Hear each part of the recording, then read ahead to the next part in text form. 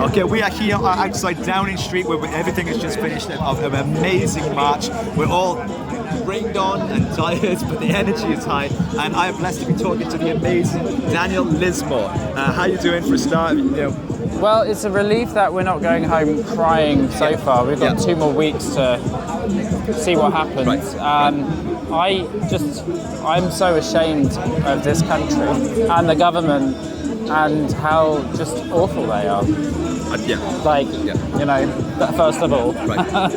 I've known Julian for a very long time, and I met him before the embassy, and we had some really amazing moments together. I brought Lady Gaga to see him. Wow. But it's kind of weird. We had a weird friendship of, we talk about culture and art and other things, but I got to know him and I realized he's an incredible person, and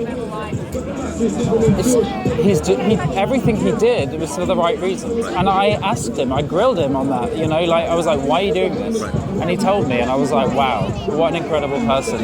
And I think the media and the attacks on his personality are disgusting. And I just think, people, when they doubt him, I think they need to just really understand that it's bigger than their doubt, and there's a lot more to the conversation, and sadly they don't know about it. But I wouldn't be standing here, I wouldn't have supported him all these years if I had any doubt. That's brilliant that you mentioned that, because we get so caught up in Julian Assange, the iconic figure, the cause that is Julian Assange, but we forget that Julian Assange is a human being. A human being. With a family and a wife who is working so tirelessly around the clock for his justice. Yeah. So, could you tell us a little bit more about Julian as a person? I remember bringing him a scarf, and he was like, I'm going to give it to Yoko. And I'm like, he's not just a pioneer in exposing the truth about the world, but also like a curator of culture and all these incredible people that I was thinking about, all these incredible people that I met in the embassy or before that, and he really gets the world, and he speaks to everybody. Right. And the other thing is that some people on the left or the right, they're like, how could you support? And then the other one's like, how could? And you're like, he attracts everybody. Yes. Everybody from the most intellectual people on the planet, celebrities, human rights activists, people that are trying to save the world, just the general public,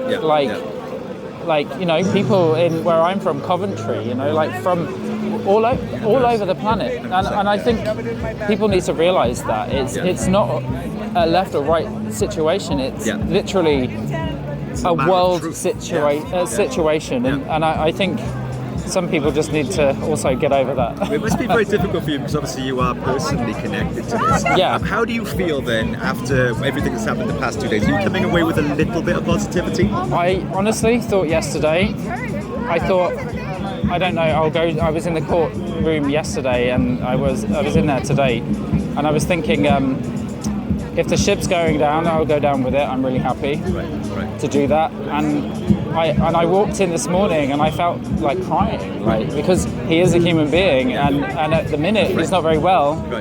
And knowing all this stuff is heartbreaking. And I was in a recreation of his cell for about 40 minutes in Berlin, and I cracked up. 40 minutes, 23 hours a day in a cell, like this shitty little cell that is kind of, excuse my language, but with this great intellect with no charges, it's bonkers. Yeah. It is literally, there's no way to describe it. It is literal insanity. Yeah, it's torture. Horrific. It's torture. It was torture for 45 minutes being in a fake version of it. I can't imagine. So, I can't imagine. And I think the government are so corrupt, and they're scheming, lying, fucking, excuse my language, dogs, they're scum. And they have no morals, and they don't give a fuck. And Keir Starmer's just as bad, he was on the prosecution against him when he was he's just as bad as they are, and I don't know, but people have flown in from all over the world to be here. Does this give you a little bit of and you don't see this anywhere. This is all over the world. This is like an international crowd of all kinds of people, and that's extraordinary. And nobody in the world, I don't think, draws that. Maybe maybe like Taylor Swift, but you know, that's, Yeah, it's at that level though, man. It's at that level. Well, like, I'm not going to keep you here too long because I know it's probably been a very emotional 2 days for you. What do you want to say to everyone that's been following this on the live stream? Because obviously the fight's not over yet. We need to keep people energized behind this. So share as much information as possible. Keep speaking about it. Keep writing it to your politicians wherever you are in the world. Even if you think they're not going to understand, they can't ignore it. Most places they do, but you know, we've just got to keep talking online. Talk to your family, talk to your friends, like talk to people around you about the real situations. And if I had a friend that was like, I can't understand why liberals support him, and I'm like, well, here's a whole list. Here's literally a whole thing. You know, I don't know. Like, yeah. Well, you heard it from Daniel. Get out there, guys. The fight is not over yet. Far from it. So please, everything you're doing at home, sharing, amplifying, please keep doing it. If you're an artist, put it in your work. Like this is a real moment through human history. Yeah, like, right now. You know, 100%. So Daniel, thank you so much for your time, brother. We appreciate it. Thank you.